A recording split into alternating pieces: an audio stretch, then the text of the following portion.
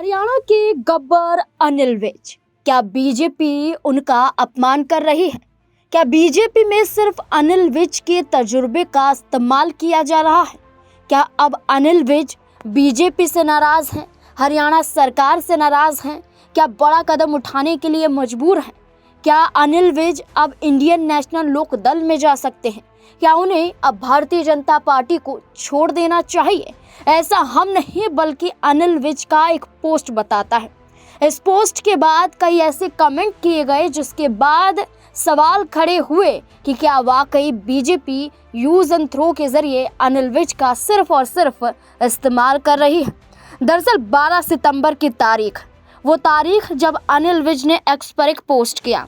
Post में अनिल विज लिखते हैं, अंबाला छावनी में कुछ लोग समानांतर भाजपा चला रहे हैं जिनको ऊपर वालों का आशीर्वाद भी प्राप्त है।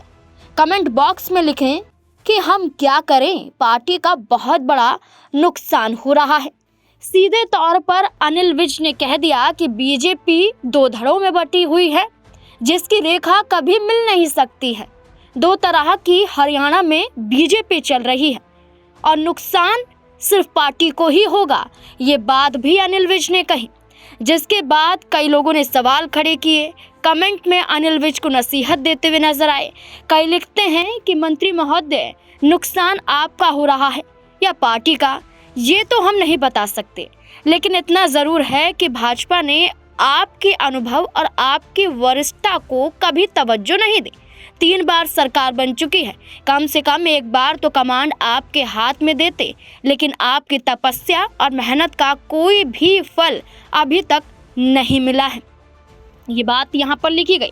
इसके अलावा एक और कमेंट आया इनके पोस्ट के नीचे जिसमें वो लिखते हैं, आप तो ये कहना चाह रहे हैं कि बीजेपी में वरिष्ठ व अनुभवी लोगों की कोई कदर नहीं है, यूज एंड थ्रो वाला मामला है। ऐसे में आपको लोगों को ये सच्चाई बतानी चाहिए।